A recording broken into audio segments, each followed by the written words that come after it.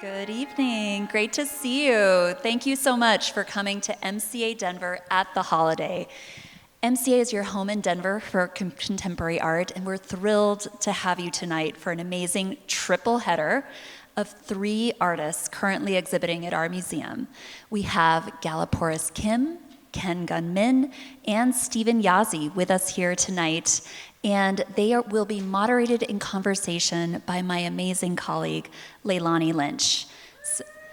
That's right. My name is Miranda Lash. I am the Ellen Bruss Senior Curator at MCA Denver. Before we get going, I'd love to shout out my colleagues in the programming department, Carolyn Balladuccio and Christina Chambers, for making all of this possible. Thank you so much. And it's my pleasure to introduce to you Leilani Lynch, who will then introduce the artists.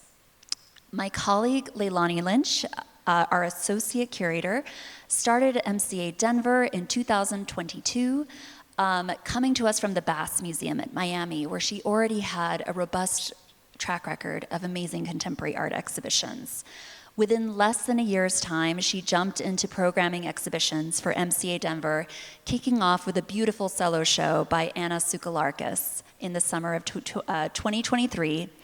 Right now, her vision is fully on display at MCA Denver as she has curated all 3 shows this spring, really joining together so many beautiful common threads between these 3 artists, drawing together themes between nature and the human impact and interaction with our environment. Leilani, I would say, really epitomizes a combination of bravery in her programming and thoughtfulness and sensitivity in her approach. So without further ado, Leilani Lynch.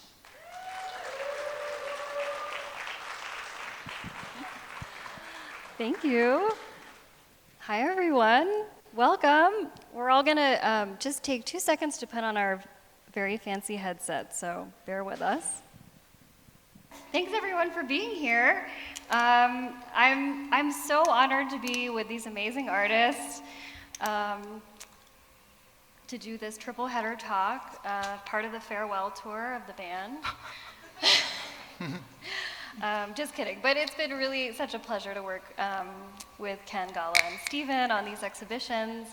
And if you haven't checked them out yet, please come to the museum to see them. So just a quick housekeeping in terms of the run of show. We will start with the artists each giving us about 10 minutes, talking about their work, introducing us to some context of their practice. Then we'll move on to some questions, drawing some common ground, hopefully. And then I've given them a little homework to ask each other some questions. So we'll see what happens there, and then we'll open it up to audience questions. So if you have questions that come up along the way, please be ready and excited to ask them. So without further ado, I'm going to just give kind of a quick and dirty laundry list of each artist's bio because they're so prolific, and I really can't begin to scratch the surface, but to introduce each of you. So Ken Gunmin was born in Seoul, South Korea, and lives and works in LA. He's had recent solo shows at, of course, MCA Denver, Nazarian Curcio Gallery in LA, K Contemporary here in Denver, Gaipo Project Space in Seoul, as well as group exhibitions at Craft Contemporary in LA and Utah Museum of Contemporary Art in Salt Lake City, Utah. He has a forthcoming project at the Denver Art Museum, so stay tuned to that. We love more Denver love for Ken. Woo! Gala Porras-Kim was born in Bogota, Colombia, and lives and works between LA and London. She has had solo exhibitions recently at the Liam Museum and the Museum of Modern Contemporary Art in Seoul, MUAC in Mexico City, the Fowler in LA, a Mount Foundation in New York, as well as CAM St. Louis in St. Louis and MoCA LA. She was recently a Radcliffe fellow at the Radcliffe Institute of Advanced Study at Harvard University, and as well as the Getty Research Institute Artist in Residence. Thank you, Gala, for being here again. Stephen Yazzie born in Newport Beach, California, lives and works here in Denver, is also a proud member of the Navajo Nation and a veteran of the Gulf War. Some recent exhibition, or some notable solo exhibitions have been at the Museum of Modern Art in New York, the National Museum of the American Indian in New York as well, National Gallery of Canada in Ottawa, and Art Gallery of Ontario. And Stephen will be a participating artist in the 16th Sharjah Biennial in the United Arab Emirates in 2025. So we're really amongst some giants here. So without further ado, I'll pass it to Ken to get us kicked off to talk about his work. And thanks again. Great. Thank you for a great introduction. Hi, my name is Ken Gun Min. I'm the artist behind the show Lost Paradise happening MCA Denver, curated by Leilani Lynch. It's on the base floor. I am an artist painter, but I am also storyteller and story seeker. I mean, I like to investigate the story about the people like me. Normally, people doesn't have many resource and power, and people, immigrants, like LGBTQ community, and just our neighborhood. So normally, I don't seek for the story, but stories seek me. But I can't really tell for them, but I visualize their story, and I add my layer, and then I just share with the world. So why don't we start from the first one? So this one called Night Watcher, and it's about the crime story that happened in Denver in 2017. It's like one of the high school seniors, 17 years old, and then she stopped by her house to bring the snack between the high school musical break, and then but she got murdered by the three, I guess it's white men, because it's the hate crime, but then no one really testified for her. So the FBI just closed her case in the cold case. So I went to her house, and then I stopped by all the animals, and I just assumed that this is the silence, the neighbor who turned back what's going on in the neighborhood. So you can definitely see that there's a toys on the bottom, and there's a scene the lions eating the deer. It's special because it's happening in Denver. And the next one called, this is Becoming Palm Tree. It's a 2014 and 2018. If you ever stop by the museum, this is another pair of the palm tree painting. This is about remembering and channeling the old spirit and your ancestor. And also this is a very important painting because this is one of the first painting that I started using the natural pigment painting. And also I learned how to appreciate the negative space surround the painting. So you probably noticed that there's flowers in front of the painting. So it really devoting the death of the painting. I mean, I was a killer, but I really want to, just to send a goodbye in proper manner. And so this is more like treated in the manner of the ancestral ceremony. And the next one called it's Melancholy and Infinite Sadness. It's a 2021. I mean, a lot of people DM me or just ask me, why embroidery? How did you start the embroidery? So this is one of the first painting I started using the embroidery. I mean, during the COVID, we lost my family member, which is my partner's mother. I've been caretaker for 9 years. And then when I just sending her off, I just wanted to grab anything from her. So that's one of her cardigan with the flower pattern on it. So I just crying and then just cut out, and then I just make this painting. So you probably see there's lots of the flower pattern. It's also the way I moan and process the death. Also, this is a beautiful way to learn how to open the new material as an artist. So my answer to why you're using the embroidery, it really connects the memories and time. And it really, I would say, just hug the different thing like private manner and the public and the male and female and Western and Eastern and realistic and abstraction. So there's many reasons to using the embroidery organically. And the next one is 13 Missing Lady. Oh no, not the 13 Missing. This is the one of the other lobster painting who dwells in the MacArthur Park Lake. And the other one is different version of the 13 Missing Lady. You've probably seen the different version of this one, but this is the first one. The story behind the 13 Missing Lady is probably using the embroidery invite me to adapting entire world and make me grow, because I learned about the modern crime story happening in the MacArthur Park, which is the center of the Los Angeles. It's known for very low income, home of the transgender, but I learned about there's a lot of abuse and even murder, and then the ladies just missing. There's a lot of the judgment because they mostly make their living as a bar and sex worker. But then they've been just disappearing, just missing. But then there's no proper police investigation is happening because they are undocumented people. So I think I was really angry and sad, and then I just bought just a drag dress and costume nearby the lake, and then I cut it out, and I just start to sewing, and it turned out to be just mushroom shape. And this is one of the version, and you can see the detail I also. So I'm thinking probably this is the contact to the victim's skin a long time ago, and then maybe this is the channeling, this message and just sending out and sharing not only the Los Angeles and the drag stage, it's going to the museum and the sharing with you. It's a beautiful thing, and it's my privilege. And there's a time limit. Oh, there's only 3.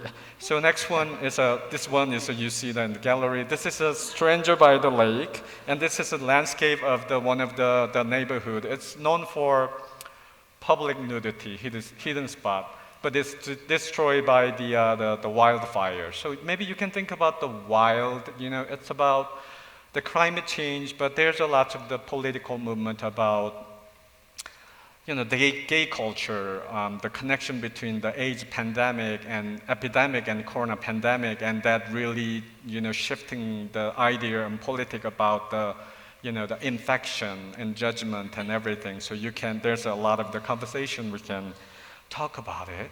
And this is a different version of the, 2 guys are hugging in the lake. It's called West Lake. And this is about missing people. We called it patient zero, and sometimes using the embroidery, just deleting identity. And this is a different version of the lake and the people.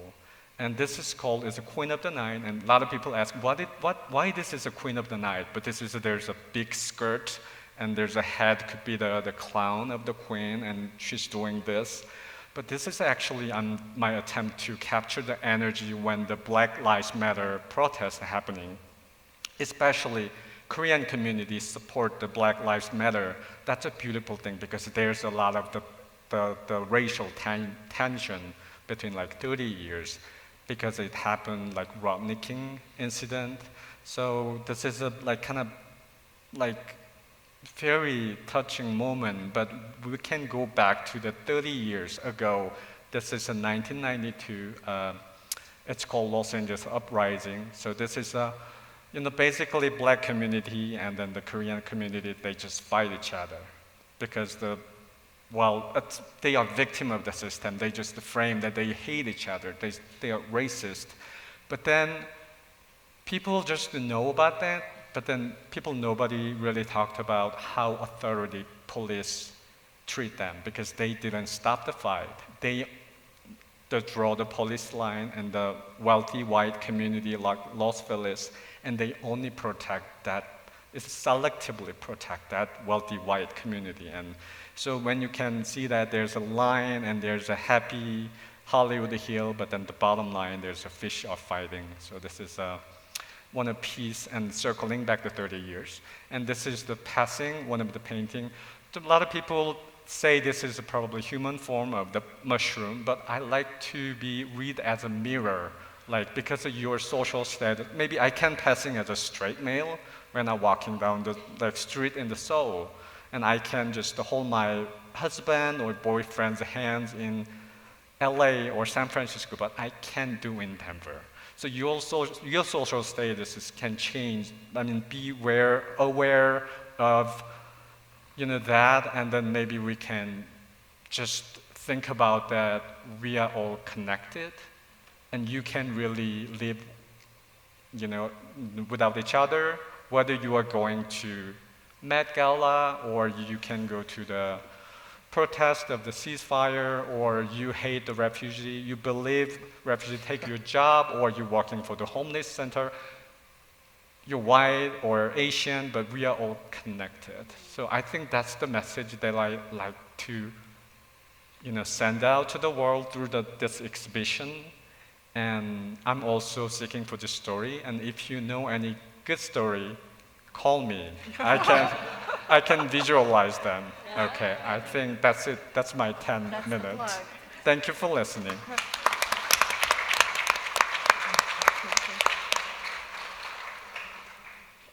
Hello, everybody. Thanks, Leilani. And I'm so happy to see all of our fellow colleagues again. I'm going to present some previous works that I've made to sort of show a breadth of ideas that I've been thinking about in the past couple of years. And so we can begin. Many of the recent works have been thinking about objects in institutions and history, and how specifically looking at materials that have had a past function that was never supposed to end in the past. So like somebody in antiquity thought that this object was going to do something for them forever, and so what happens now that those objects are now in a storage or in a museum as historical objects, and so now it has these multiplicity of functions. And I like to sort of look for examples of how those things like can complement each other or conflict, etc. And so many of the works have been around specific examples, and they come mostly in an installation and this letter form. So the letters are essentially a way that I've sort of been able to show the audience 100 emails that has happened between me and a museum person, because it's hard to figure out how to show a public the temperature of the conversation, etc. So I think I've made maybe 6 of these letter installation works, and if you read them all together, which you can in the exhibition, they're really essentially the same shape letter. This is, for example, a work that is based on 2 stelas that were found at the top of the Pyramid of the Sun in Teotihuacan. And so it was found in actually like 2016, because they had to scan the pyramid to find that there was these 2 rocks that had no door or anything. And so when they were extracted, I was actually thinking that these rocks were probably not meant for a human audience, and then what happens in this, what it is could be disrupting in the sacred site, And so the idea is to make a replica to refill the cavity that the rocks left when they were taken out, because the outside of the pyramid has been reconstructed really nicely for human audience that want to go see it as tourism, but that this pyramid also might have some sort of spiritual audience that is also there, and maybe they want their show as well, And so similarly to that, I've been making a lot of, to me, one of the most simple ways to understand this sort of history and original function, not conflict, but multiplicity, is to think about human remains in collections. So I've made 2 projects based on, 2 different collections that had so the question that I had was when does a dead person become old enough to stop being a cadaver and become a historical object, which actually changes country by country. And so I was thinking that,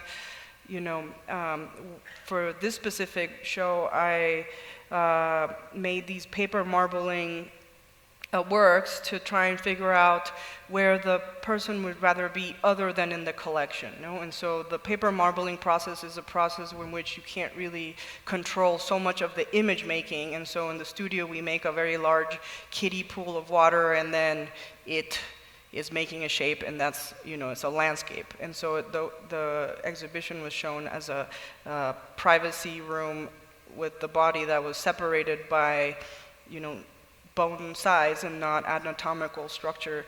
And so that was sort of the central ideas revolve around how the processes of institutions of like cataloging or conservation or registration actually don't really account for this infinite function that lots of materials in the collection might have. So this is a letter that goes with that project. There was also, a work that I made with the remains of Lucia, the oldest mummy in the Americas, that was in the 20% of her body actually caught on fire during the fire in the museum in Rio. And so the idea was that, this napkin, I collected some of the ash of the fire after, and it comes with a letter that essentially is saying that this object is the closest to a cinerary urn that this person might have, and to propose that the other 80% of the body might want to join the 20% that escaped the museum. And so many of then I started actually thinking of different ways in which things leave the collection other than deaccession policy. So this is called leaving the institution through cremation is easier than as a result of deaccession policy.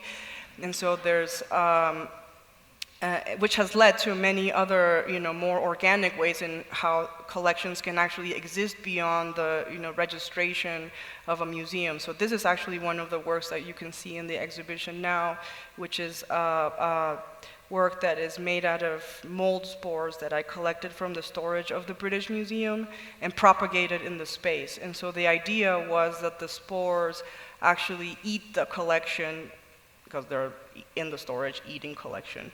And so then by propagating them in the space, you would actually be seeing the actual collection growing in this new shape. And so it was just thinking about like, okay, well, in theory, in thousands and thousands of years, the entire collection will go through the similar processes, just kind of like a fast version of how to recognize that, like whatever we think is like a very tight, because the museums have also think that they're very tight at regulating history and that things will be there forever, and then there's nothing besides just very dry, cold facts, when in reality is not so inflexible. This is another version. So the work is out of an instance of expiration comes a perennial showing. So the idea is that it's a perennial work, so it dies after every viewing, and so it will come back in this new shape every time. And so I wanted to show this long project that I did because many of the works are like years-long works. This is a project I made based on the objects that were dredged from the sacred cenote at Chichen Itza, and I wanted to see how those materials ended up dredged from the cenote and put in the collection at the Peabody at Harvard. This is the moment it was dredged. And so the cenote had a lot of the offerings of Chak, the Mayan rain god, and they were somebody wanted potentially to have them submerged underwater forever, in theory. And so what happens now that those objects are stored in the driest spot in the museum storage, when the rain is still around and, it could be disrupting some sort of like ancient Maya's wishes for their connection with their spiritual life. And so many of the works I actually begin through just depicting literally what the catalog says in museums. So just because the drawings actually help me sort of think through problems in collections because they take so long to make, and also the catalog is so hard to actually understand when you see like an Excel sheet or like the TMS, but when you actually represent the smallest typo of like centimeter to inch translation, then the object immediately blows up or like shrinks or whatever, and then you can see so many of the like things that happen through the life of a collection that actually form the whole. So for example, this like monkey getting a hickey from tiger is actually a Peruvian pot that got photographed with object from Chichen Itza at one point. So now in the catalog they exist as Mayan objects, no? And so it's this like tiny little things that, you know, in reality, people who work in the museum say like, obviously we can recognize that this is a Peruvian pot, but if it's not actually recognized in the catalog, then it actually doesn't exist in the mind of the museum.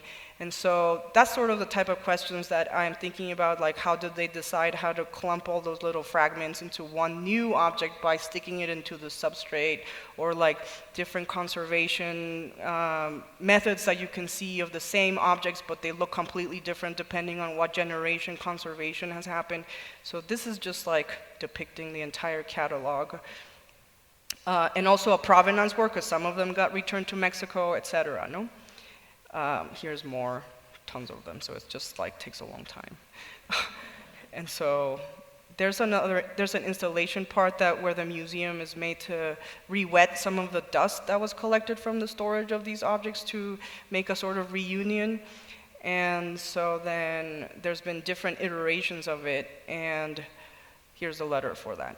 And so this is actually one of the works that we made here for Denver, and it was just sort of thinking about different types of organic collections or other types of historic ways of understanding history, and is this ice that we found from the ice core facility here in Denver, and you know, the ice held like 10,000-year-old air inside of it, and so when you see in the gallery, it's actually, you know, the ice is of course thawed but melted, but you can still recognize that the air bubble inside of it is really old. So we made a sort of timeline. Good work. Everyone is so on time. That's great.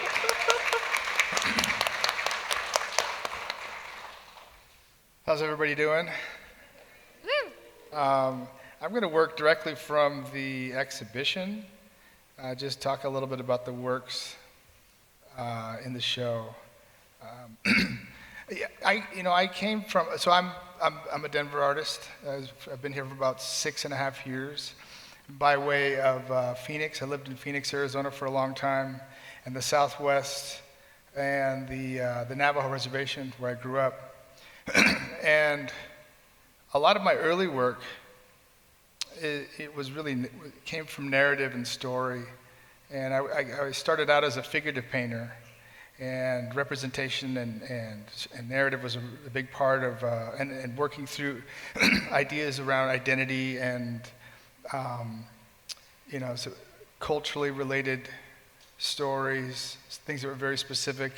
But over time, I just began to maybe hit a ceiling with those and feel like, the idea of narrative I have to be very careful with, especially when sharing, as an artist who's also indigenous, sharing information or sharing knowledge that, gets disseminated or spread out, and maybe taken into the contemporary or the community or culture that we're living in, the mainstream culture.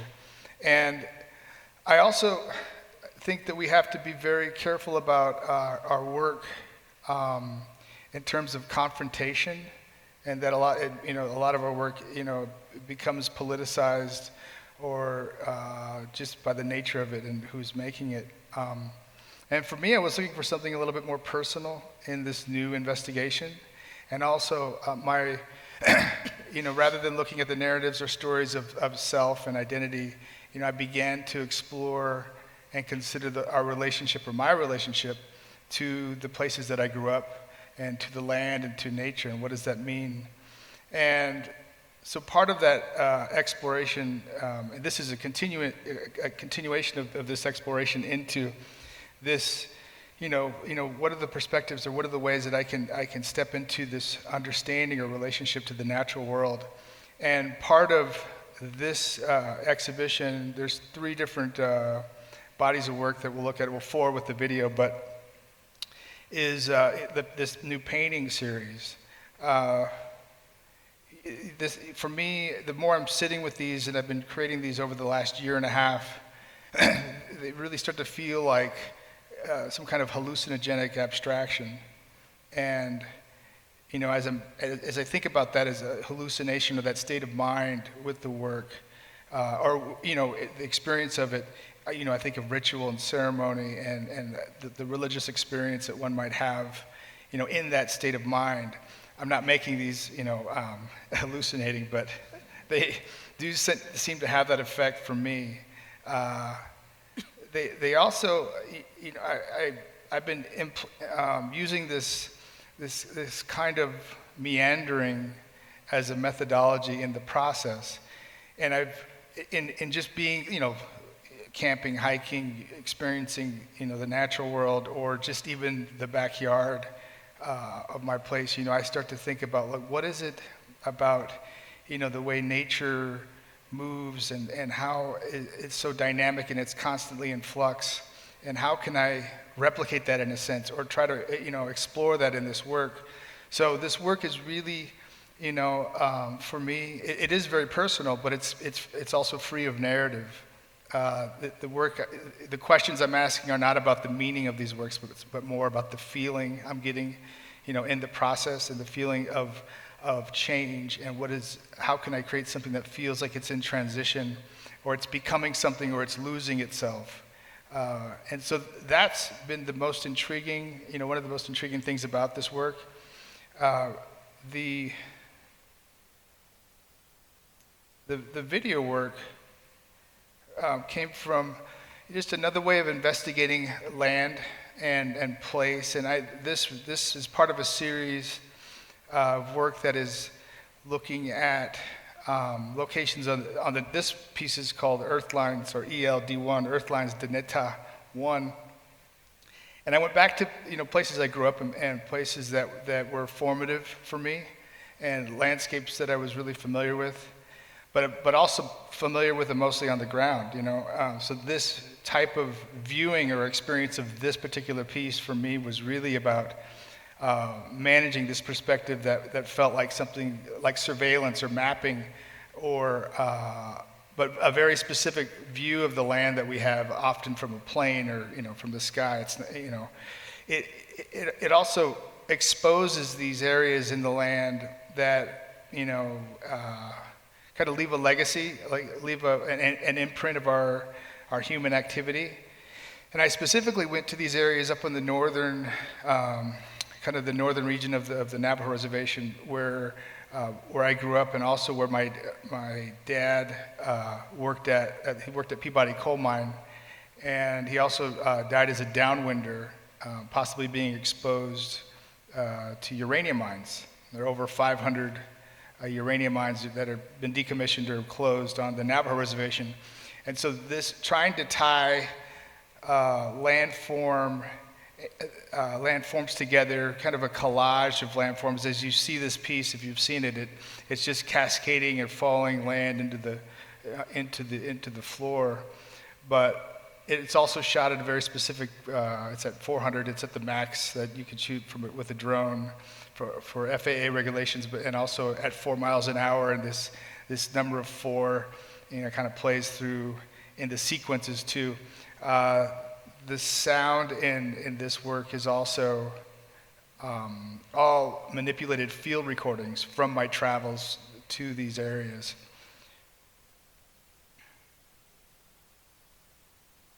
This piece is called Elders, and this exhibition gave me an opportunity to really begin to bring the natural form and nature itself into the museum. I was trying to think of a way that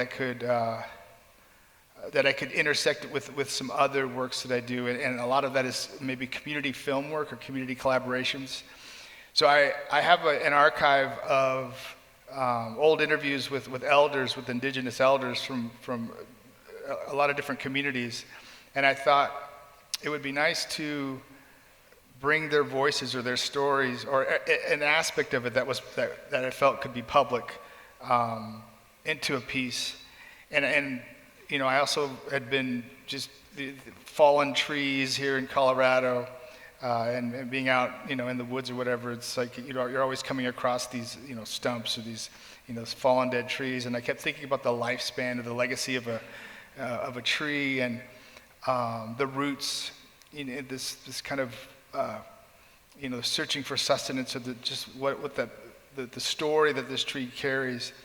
But rather than just bring in one tree into the museum, I thought, why don't I collect a variety of tree species and piece them together. So there's 12 voices in this piece that play over the top of the tree, and the tree is made up of 12 different species of tree and different sections. So, conceptually they line up, and I feel like it's a really, for me, it feels like a poetic piece, and it's something that I think has some moments, some sweet moments with it if you sit with it, stand with it. Drawing and driving. This is work. This is another way of kind of like capturing that experience of being in the land. I've been doing this project on and off for about, since 2006. I'm not always drawing and driving, but this was something that I felt, and Leilani and I talked about in the body of work that really started to tie some of the other things together. And there's something about, this experience, and all the work in this series were created here, as well as the paintings. The paintings, although it's not specific, they're not specific locations. There's a verticality, and there's something very specific about Colorado that this work, I hope that people can take away from. But this work, in a sense, is about that speed of our life, or that speed of culture, the speed of technology. What is it asks the questions what drawing is and what it could be. How is the gesture informed by the bumps on the road. The locations that I'm choosing to draw and drive at are, I hope looking for something that carries some history or something important. And the 6 drawings on the right are from the Hayman Fire area, and since living here, I've learned about the significance of that fire here in the state, and kind of a call to arms for climate change. It became a conversation of, it began, or it really established that conversation around our impact in the environment. So there's a lot of different entry points, I think, into this work and the other ones as well. But I thought that would be a nice way to talk about this stuff I'm doing. And I think I've wrapped up with my 10, so thank you.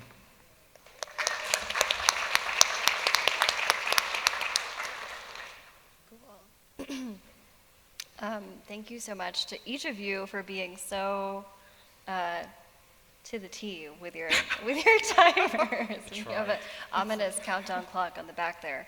So now we get a chance to sort of make to make some connections between the work and your practices. So obviously one of the through lines that links each of your solo exhibitions is kind of the ways in which you address, are informed by, are inspired by the natural world. And in many ways, natural forces in the landscape play a protagonistic role in the shows, and in these shows, and in some cases in your broader practice.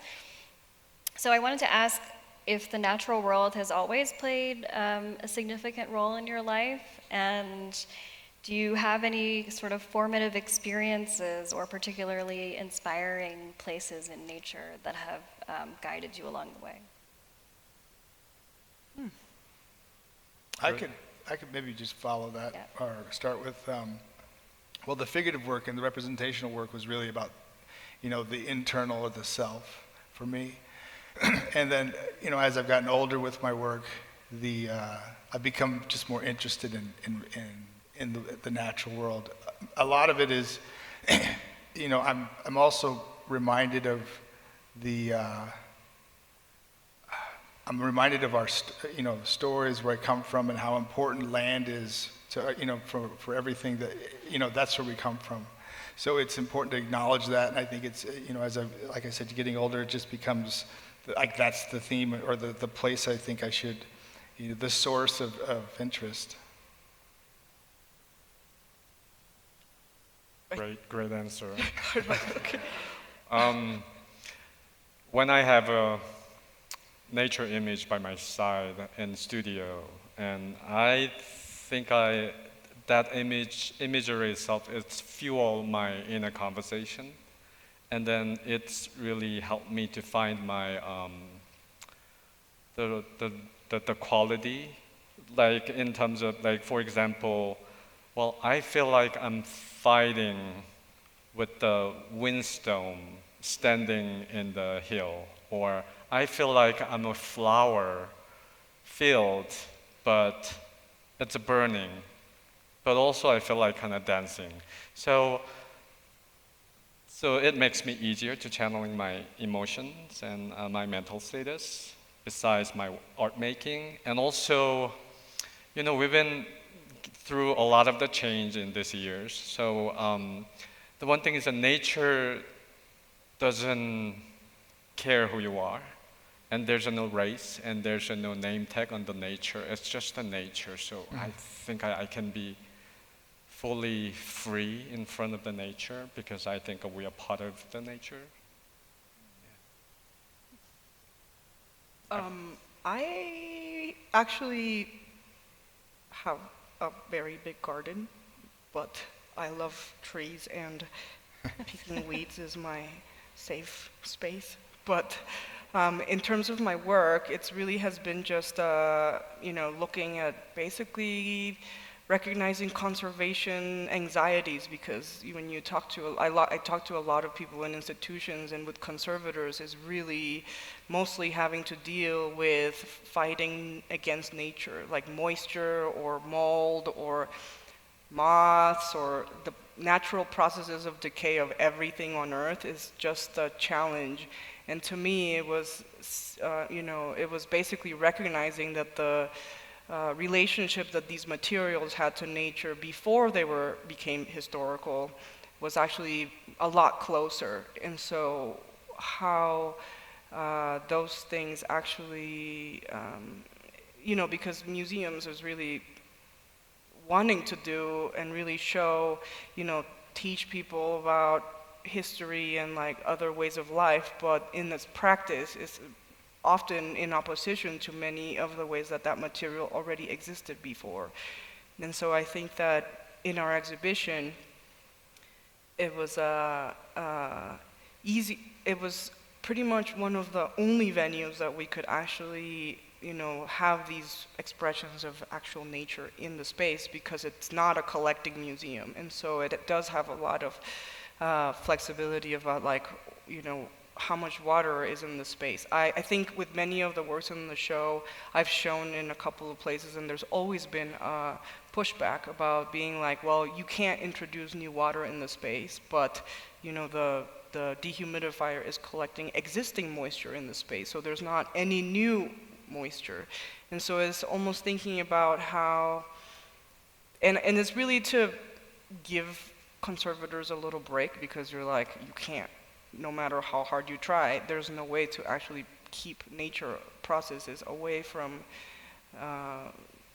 everything on Earth. And so it's actually therapeutic to be like, once you realize it's not possible, then how do you, then it's a matter of controlling the rate of decay instead of keeping everything forever. Right. Allowing nature to take its course. Just be like faster or slower, Well, I think also each of your shows kind of invites us to broaden our perspectives and points of view, either thinking outside of ourselves and whoever we may be, and perspectives, living here in the U.S., but also thinking beyond the human in perspective in many ways. So this is sort of a question that I think is answered in some of your parts of your exhibitions, but what do you think, what knowledge and lessons lie in the non or other than human world, and what do you think we can learn from this broadened perspective? That's the curveball you said you weren't going to throw That's us. a very philosophical question to answer. I actually really like thinking in the studio. I think about non-human perspective all the time, because it's easier to sort of step away from the things I assume are a given, you know, like, oh, well, obviously this is the way that humans operate, but why does that make any sense in relationship to anything? And so I actually think when I'm thinking about the structure, like the conceptual structure of a work, I'm actually just being like, okay, from the artifact perspective, would they want to be stuck next to this other artifact forever, even though they have nothing to do with each other? And so, or the mold, how would you curate an exhibition for the mold as an audience instead of for the people as audience? Do you be like more soft to, you know, and so it's thinking about how once many of the collections are actually underground, it sort of stopped being for human audience and it became for like whoever is digesting it underground audience. And so it's more like when you think about objects getting dug up off the ground, I'm always thinking about like, oh, then it's kind of a de-accessioning of the collection of the decayed, you know, mushroom exhibition, and somebody just came and took it out and be like, now it's not part of your show, we have to put it in our show. And so it's actually easier to sort of decenter that we need to keep everything for ourselves, because there are other things that also are, you know, interacting with that material altogether, no? That's a good answer. Yeah, that's a good answer. I also kind of knew that you're gonna make a great answer, like the perspective of the mold and. You know, I like LARPing as mold in the studio. You wanna go or? You go, and then I'll close it out. Okay. You can tell mine's kind of. It could be a little depressed, but no. I mean, so I recently making a lot of the fiery image. You can see there's a fire on the lady's dress, and there's a fire mushroom and everything. It is a destructive. I mean, it's not because I hate the world and I'm gonna burn them all. No, it's not it. Because I'm thinking about the mortality and thinking about the end, and I even thinking about, oh, what if this is my last painting? I mean, no one knows, and I'm thinking about, and what should I do if this is my last message or last conversation? So, from the perspective of the fire. I think we can learn or interact with the fire, and then we can learn the mortality, and then we can appreciate the moment, and then we can also enjoy the beauty of the color and the light, and it's like the way I'm using the crystals and silk thread. So, yeah, that's my version. Yeah. I don't know if I have a really good answer for this, but I was thinking of the, I mean, when I thinking of Linda T. Smith, I think is the right, I think T is her middle name. She's a Maori academic, and she's also addresses issues around indigenous knowledge and thinking about knowledge, that it's not just human, or when you're asking about it, are you asking from a human perspective, or are you asking from the animal world? What, you know, where are there more value, you know, is there a value there in those considerations? So beyond,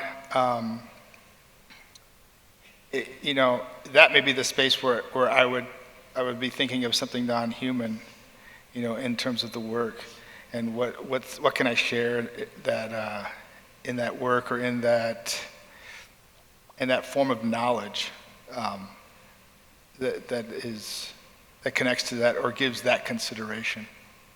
Well, I also think, you know, we were just talking about some of your older paintings with the coyote figure and how you're kind of like introducing that, you know, this animal perspective into the work as well. That's true. Could be part of it. But those were all great answers to the question. And I didn't share any of these questions beforehand, so there are a few curveballs. This one's kind of about process, or kind of the mediums that you use. So drawing and sketching. So each of you utilize drawing to a certain extent in your practices in different ways. And honestly, that was an unexpected connection that I didn't really think about when bringing your work together, but it's been a beautiful kind of conversation through the building. So I wanted to know what drawing brings to your process that other ways of making maybe doesn't, or what it does for your process. I like drawing. I mean, many of my works actually, people think that they're paintings, but it's a really drawing, no paintings. And so I actually like that drawing is feels like a more democratic material process, because we're all drawing since we're in kindergarten. I just didn't stop. And we're drawing when we are writing every day, and it just feels like it's a medium that has existed not just in capital A artworks, but also can be in like architecture renderings or post-it note messages that you leave for someone, or like any type of doodle you're doing while on the phone. And so it actually has helped to, be closer to the research part of the projects, because drawing also takes such a really long time that it actually helps me as a very, very lazy person to have the time span to actually make those projects that long. And so I'm like, okay, I'm gonna be stuck making this drawing for like the next 5 months, and so it sort of stops me from wanting the immediacy of like some other medium, like could be a photograph, but why is it rendered? Just because it took me forever to figure out what I wanted the structure of that work to be. I like to use it as a form of meditation. I try to think about it. It's got a long history. It's like the first thing you usually are introduced to. It's an early, I think, form of expression. I use it, as a maybe a way to kind of get into work. It's very foundational, and a lot of, even in the painting work, but I don't necessarily draw. I don't draw things in, but the painting becomes, there's a sense of drawing with the way the marks are made. And then of course the drawing and driving, thinking about that work very specific to that project in a very specific way. I kind of limit myself to only creating the work while I'm in motion. So then it becomes this exercise of body moving through space, and that, this immediacy about it. There's the intuition as well, but there's something that feels very grounded, about that process. The drawing and sketch, it's for me, it's a very broad concept. It's not only like a pencil, a graphite pencil, but to me, it's more like the thought processing and just the working and just building an archive. But a lot of people really don't connect with me and digital media, but I have the film background, and I used to work for like Star Wars 10 years. So George Lucas. Yeah, George Lucas. So I adapting his filmmaking process into my work. So which means I built the archive, like there's like a different planet and different color. And then I just set up in digitally, and then I digitally make a mock-up and just the different lighting and color study. And then sometimes it's open, connect to another planet. And so my process is a little bit my work itself is very traditional, it's all handmade, but contrarily, the thought process and just the drawing process pretty much rely on the digital, but I'm also a huge fan of the hand drawing. Normally I just doodle my idea at the restaurant or coffee shop on the napkin, and then I scan them in, and then I just enlarge in the digital media, and I build the mock-up and 3D and just do crazy about it, and that's my process. Yeah. I love it. I just realized that we are already at 8:04, so I wanted to open it to you all to the artists to ask each other a question. Who wants to go first? I want to go first. I want to ask to Gala and Steve. So So, such a good artist and good friends. So I have a feeling that you can talk to a soul. I mean, like there's artifacts, and then you treat them very manner of the conservative and I don't know, very dry and very reasonable and very artistic mind. There's not so much of the spontaneity, but I have a feeling that you can talk to the soul, or you can channeling the old spirit in this thing. So, I mean, it's like a joke, but that's a core the concept of artist and dealing with this lot of the history. And Yeah. So. Do you agree? Yeah. Interesting. Yes and no. Oh. You know, I think a lot about the temperature of the work while I'm making it, because obviously I have very strong personal ideas of collections, but I also know that, you know, the people who are working at museums can't really do very much because they've inherited all of these problems that they obviously know that they have. And so it's not that they don't know or they don't want to do anything. So it's always, many of the conversations have always been so like, oh, you're wrong, or this is the way, or this is the way. And I actually like to figure out how to make a work that someone else can actually decide for themselves. So it's like, here is just kind of very factual, dry things, even though I feel I have my own position.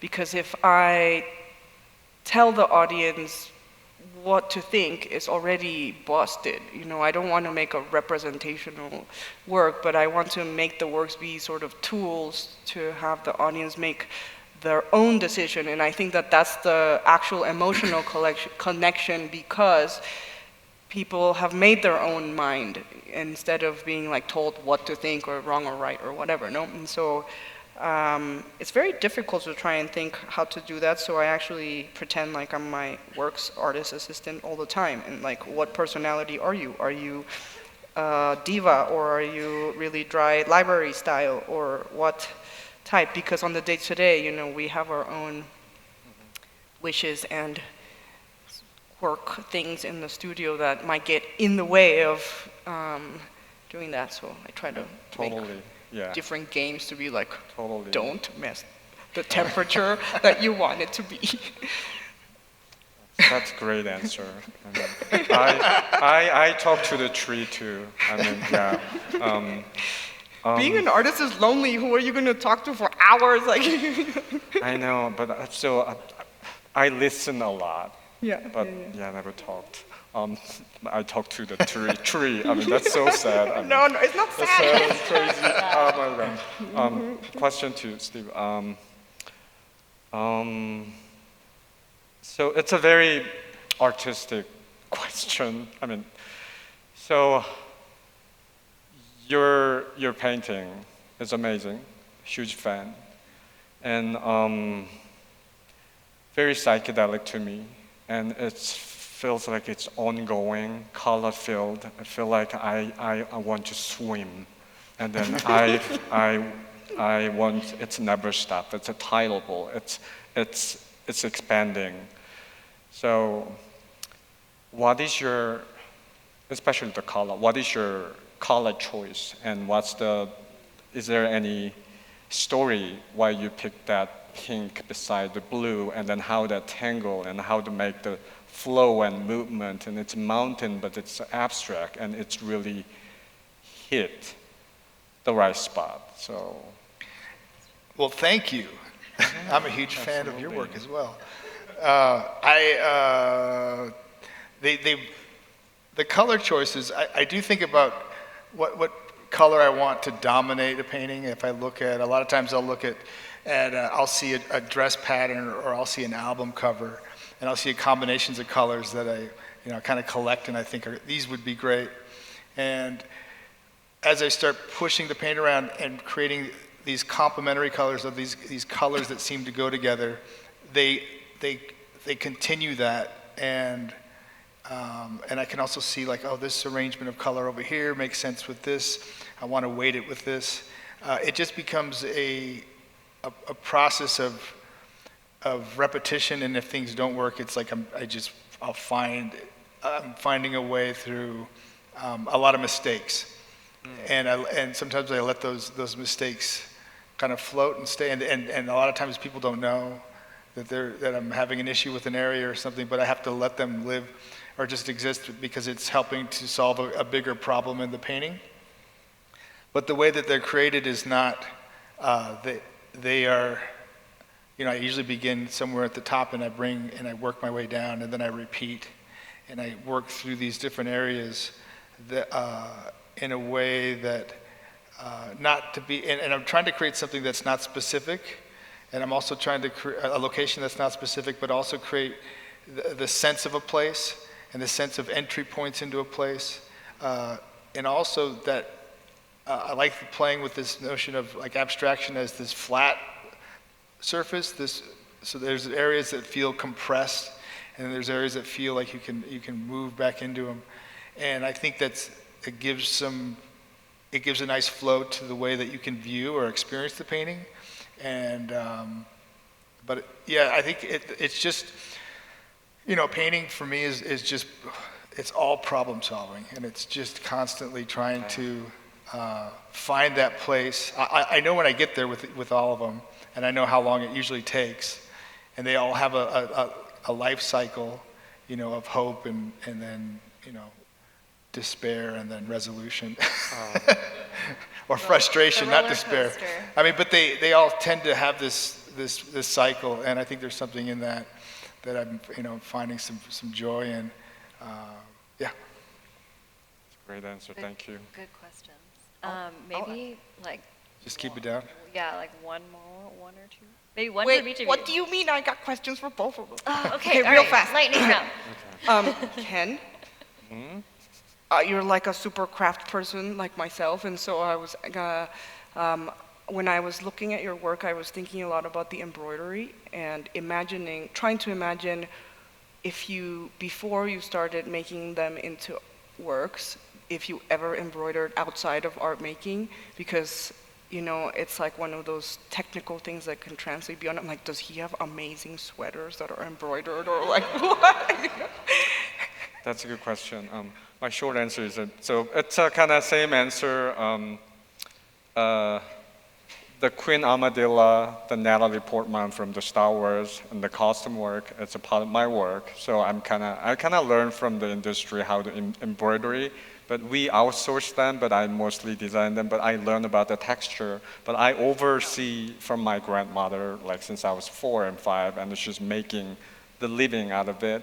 And also, the craft is really hard, but my hands are really not.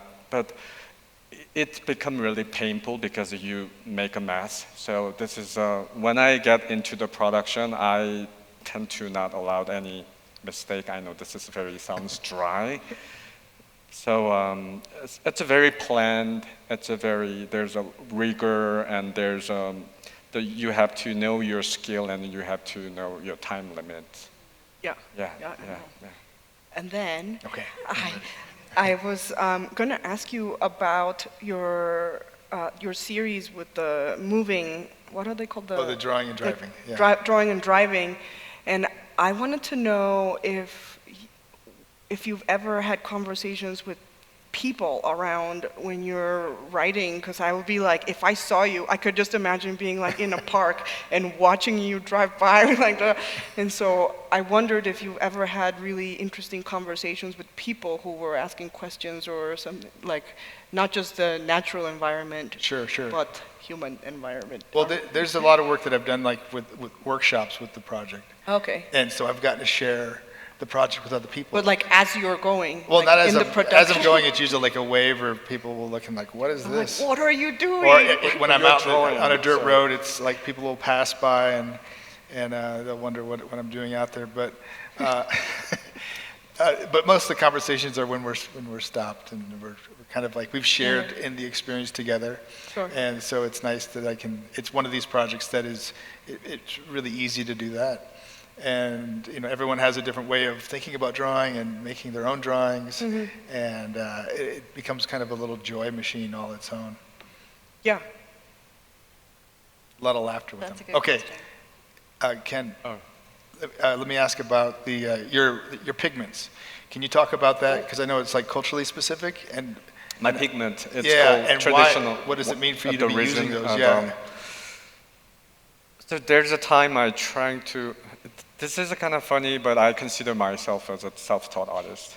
Even though I went to study art history in my undergrad, but I studied the filmmaking in my the master's degree.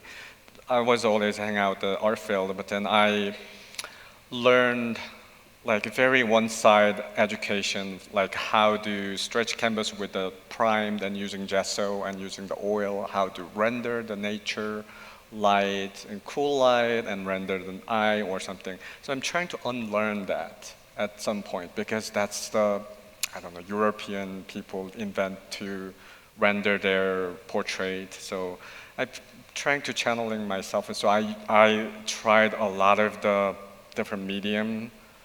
I think it takes like a couple of years. And then finally I settling down this pigment. It's called Korean pigment. You can just ground it and you can mix with the some glue. And then when you satisfy the texture and you can apply with the water, it's almost like you stain it. You just dyeing in the fabric. So I work on the flat, on the table or the floor. So, but the reason that I'm choosing the pigment, it's a great matchmaking with the embroidery.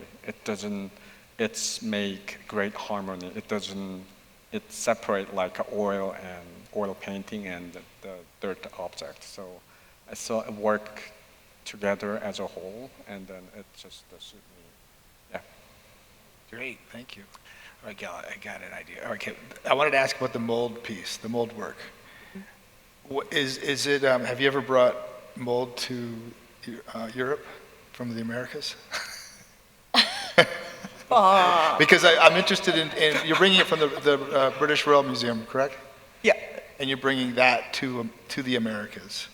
And is there a reason why it needed to come across the ocean? Is there a story or a narrative there? The first time I made that work was in England because London is the capital of mold, and so it was very, very obvious. But, I've learned so much through the process of showing that work. So, some of the questions were like, how do you transport the spores across international border, or how does the context change the way that it's viewed, and how does it circulate, and so I actually think of it more like as a performance rather than a sculpture or installation, because it has a time frame. The spore's living cycle is a time frame.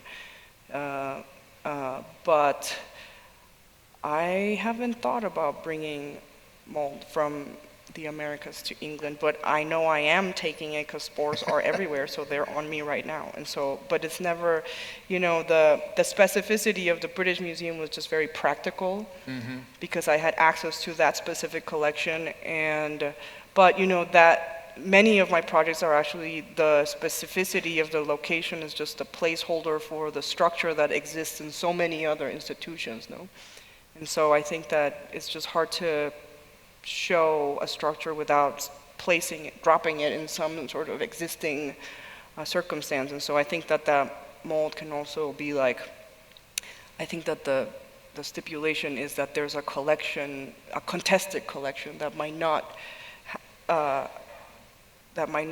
be shown or cared for or having to be there, and there's no way for it to leave besides through the stomach of the spore. So, yeah, I think that America to England would be like such a specific structure that I think that that's a different work. Okay. All such great questions. Thank you to each of you for bringing those for each other. And great, so we have a few minutes for questions from the audience, maybe like 2 or maybe 3. So it's hard for me to see, but if you have a question, please raise your hand and we'll try and get a mic to you. Don't be shy. So my question is for Gala. There's a common thread that I see in your work, and it has to do with empathy. With what? Empathy. Empathy. It seems like you have empathy for humans, like the conservators that are working in the museums. You have empathy for yourself. You take on different characters, try to understand where you are. You have empathy for non-living beings, spirits, the spirit world, inanimate objects. And I'm wondering, is that something that you have always had in your life? Are you consciously incorporating it into your work? Or what are your thoughts on empathy in general?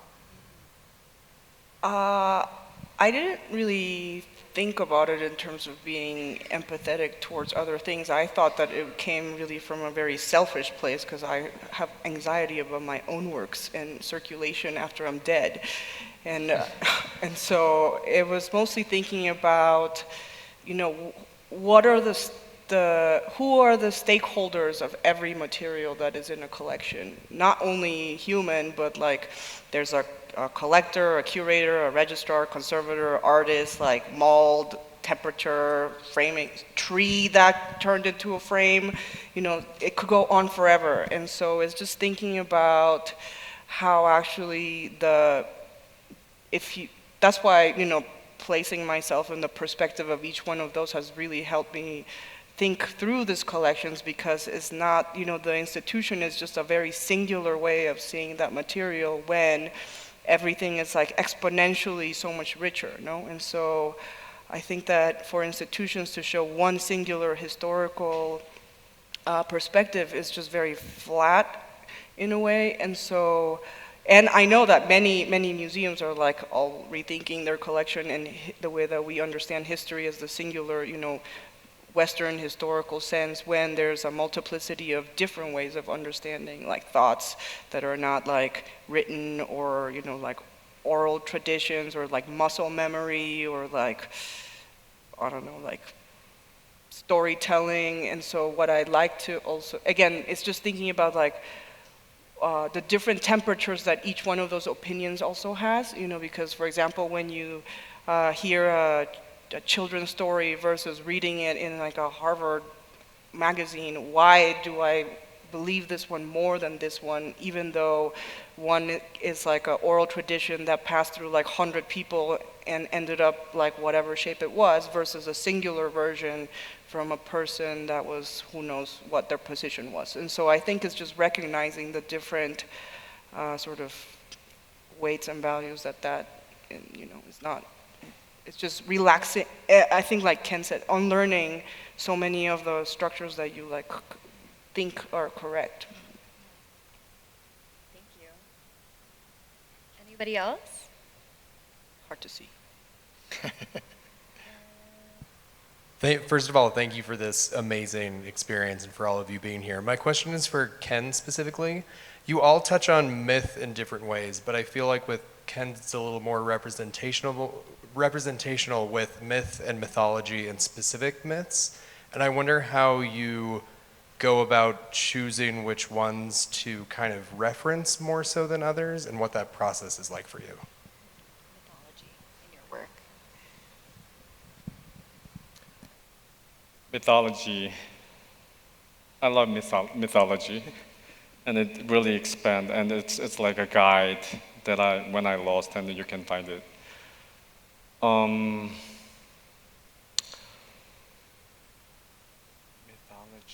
And how you choose what stories to tell. Right. I mean, in the beginning of my talk, it's more like I'm not seeking for the story. Stories just come to me because you just bombard like everyday life and like 13 Missing Lady. Like, it's really close to my place. And then I just jogging, and then police just block and the red tape the yellow tape, and oh, what's going on? And then there's a body in the floating the lake. It's wrapping around the, like some crazy dress. Hush, hush. But then I'm looking for the internet, the local news the next day, but there's nothing. So I talked to the like children, like school kids, and they coming out. And do you know anything happened the lake just next to your school and teacher? And then they say, you know, they answer like crazy things. Like, you know, it's a lake. They call it an AIDS lake. It's full of the gay body, like 200 gay bodies. So never close to the lake, but you're gonna get the AIDS. That's what I heard. So I just went out for the jogging, and that's the information I got the one day, the 2 hours.